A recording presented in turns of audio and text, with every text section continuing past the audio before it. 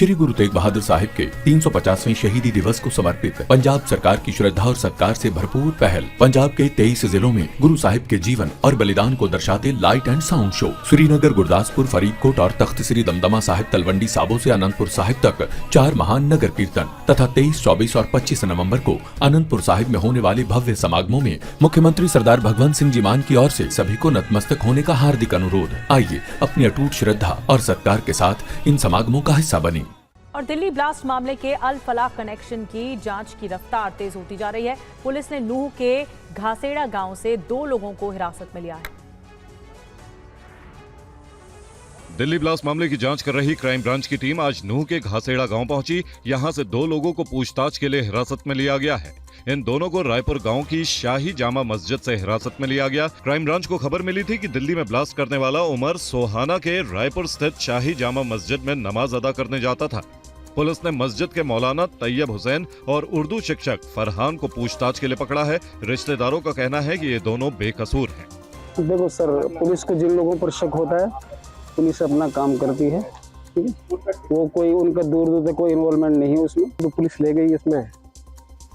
देखते हैं क्या होगा, इन्वेस्टिगेशन चल रही है, इंसाफ मिलेगा हमें। मस्जिद रोड के साथ कोई भी नमाज अदा कर सकता, मना थोड़ी किया जा सकता किसी।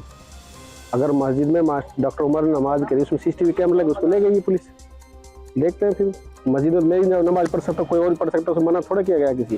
क्राइम ब्रांच की टीम सभी पहलुओं को जोड़कर उमर के नेटवर्क और संभावित स्थानीय सहायता की कड़ियों को खंगाल रही है। दिल्ली में हुए लाल किले धमाके के बाद अब पाकिस्तान अधिकृत कश्मीर के पूर्व प्रधानमंत्री चौधरी अनवारुल हक ने माना है कि उसके मुल्क में मौजूद आतंकियों ने लाल किले से लेकर कश्मीर के जंगलों तक भारत पर हमला किया। दिल्ली दंगों से जुड़े शर्जील इमाम, उमर खालिद और अन्य की जमानत याचिका पर सुप्रीम कोर्ट में आज सुनवाई हुई। इस दौरान दिल्ली पुलिस ने आरोपियों की जमानत याचिका का जोरदार विरोध किया। मामला 2020 दिल्ली दंगों से जुड़ा है, जिसको लेकर आज सुनवाई के दौरान दिल्ली पुलिस ने फरवरी दंगों के मामले में आरोपी उमर खालिद, शर्जील इमाम और अन्य की जमानत याचिकाओं का कड़ा विरोध किया है। दिल्ली पुलिस ने कोर्ट में कहा कि डॉक्टरों और इंजीनियरों का देश विरोधी कामों में शामिल होना अब एक चलन बन गया है। वहीं दिल्ली पुलिस की ओर से पेश हुए एडिशनल सॉलिसिटर जनरल ने कोर्ट को बताया कि सुनवाई में देरी आरोपियों की वजह से हुई है और आरोपी इसका फायदा नहीं उठा सकते। उन्होंने कहा कि निचली अदालत को सुनवाई में तेजी लाने का निर्देश दिया जा सकता है, लेकिन देरी की दलील जमानत देने का आधार नहीं हो सकती। इसके साथ MV राजू ने नागरिकता संशोधन कानून के खिलाफ इमाम के भड़काऊ भाषण के वीडियो शीर्ष अदालत में दिखाए। बता दें कि फरवरी 2020 में नागरिकता संशोधन कानून यानी CAA के खिलाफ प्रदर्शन को लेकर हुई झड़पों में 53 लोगों की मौत हुई थी, जबकि सैकड़ों घायल हुए थे। आरोप है कि इन आरोपियों ने दंगे भड़काने की साजिश रची थी। और पश्चिम बंगाल की CM ममता बनर्जी ने CEC को चिट्ठी लिखी है। SIR के मुद्दे पर ममता बनर्जी ने चीफ इलेक्शन कमिश्नर को चिट्ठी लिखी है। बिना योजना बनाए SIR हो रहा है पश्चिम बंगाल में। SIR की प्रक्रिया अराजक और खतरनाक है। BLO को सही ट्रेनिंग, पर्याप्त समय नहीं मिला है और SIR को लोगों और अफसरों पर थोपा जा रहा है। देरी होने पर BLO को धमकी दी जा रही है। ये ममता बनर्जी ने कहा। किसान और मजदूर हिस्सा नहीं ले पा रहे हैं इस पूरी प्रक्रिया में। SIR लोकतंत्र और चुनावी निष्पक्षता के लिए खतरा है। SIR को तुरंत रोका जाना चाहिए, ये चिट्ठी में लिखा गया है।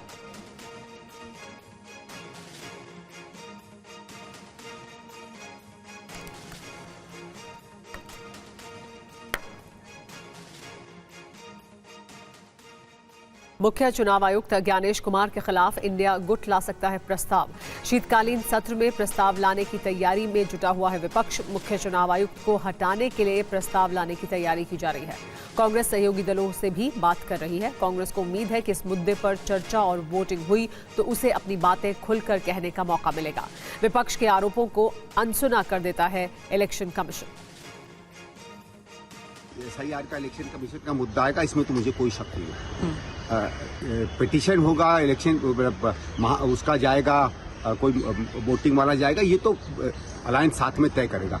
मेरा सिर्फ एक इसमें व्यक्तिगत ये है कि भाई हम जो लाएंगे वो इलेक्शन कमिश्नर के खिलाफ लाएंगे, जो एक कॉन्स्टिट्यूशनल अथॉरिटी है। ये इलेक्शन कमीशन तो कॉन्स्टिट्यूशनल अथॉरिटी है ही नहीं, ये तो बीजेपी का वर्कर है। अब उसके खिलाफ क्या लाओगे आप महाभियोग का प्रस्ताव? चलिए टेक्निकली लाना चाहिए, उससे डिबेट अच्छी होगी, लेकिन जो आदमी अपने आप को जनता का, सरकार का, संविधान का सेवक ही नहीं मानता है, वो लॉयलिस्ट है उनके प्रति जिन्होंने उसको बनाया है, उस व्यक्ति के प्रति आप क्या लाओगे? और इस मुद्दे पर और ज्यादा जानकारी के लिए हमारे साथ TV9 भारतवर्ष संवाददाता कुमार विक्रांत जुड़ गए हैं। विक्रांत, कांग्रेस पार्टी की कितने और इंडिया गठबंधन के सहयोगी दलों से बातचीत हुई है और कहां से उन्हें सकारात्मक पक्ष मिल रहा है इस मुद्दे पर कि उनको सहयोग मिलेगा? कितनी उम्मीद है उन्हें सहयोग मिलने की? देखिए, शुरुआती तौर पर देखें तो चाहे वो MK स्टालिन हो, चाहे ममता बनर्जी हो, अखिलेश यादव हो या शिवसेना हो, सभी SIR की प्रक्रिया का जोर शोर से विरोध कर रहे हैं। ऐसे में कांग्रेस को ये भी लगता है कि बिहार में जो हार हुई है उसके बाद वोट चोरी और SIR की प्रक्रिया में गड़बड़ी का जो मुद्दा है, इस पर पूरा इंडिया गठबंधन एक बार फिर एकजुट हो जाएगा।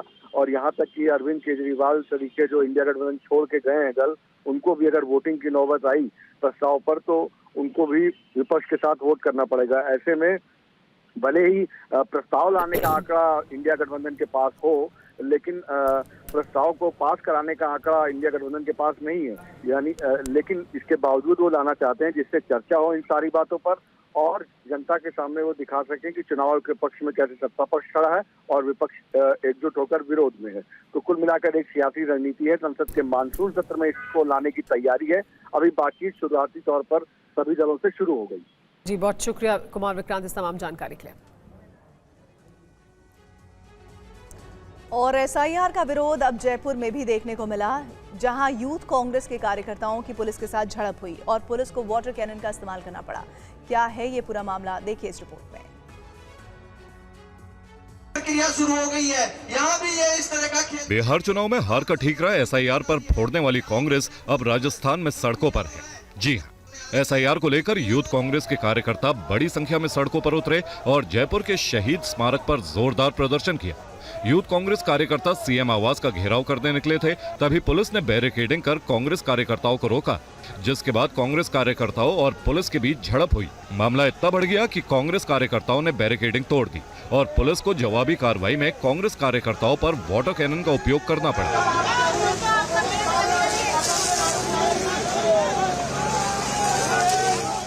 तस्वीरों में आप देख सकते हैं कि हाथों में पार्टी का झंडा और SIR के खिलाफ तख्तियां लेकर कांग्रेस कार्यकर्ता प्रदर्शन कर रहे हैं, बैरिकेडिंग पर चढ़ रहे हैं और पुलिस के साथ धक्का मुक्की कर रहे हैं। मजबूरन कानून व्यवस्था बनाए रखने के लिए पुलिस को भी एक्शन लेना पड़ा और वाटर कैनन का इस्तेमाल करना पड़ा।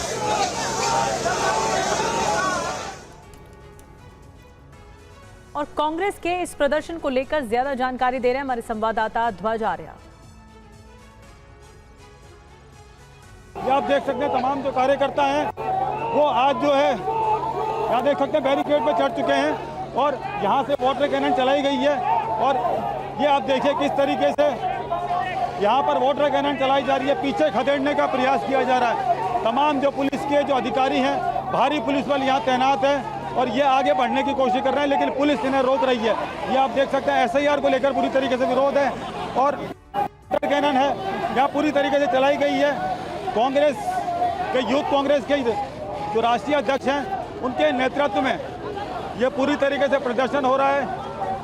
SIR का विरोध ये आप देख सकते हैं किस तरीके से राजधानी जयपुर में देखने को मिल रहा है। यूथ कांग्रेस के जो तमाम जो कार्यकर्ता हैं आगे बढ़ने का प्रयास कर रहे हैं, बैरिकेडिंग पर चढ़ रहे हैं और ये देखिए किस तरीके से पीछे खदेड़ा जा रहा है। वाटर कैनन जो है चलाई जा रही है और तमाम जो ये देखिए रोड पर जो है बैठ चुके हैं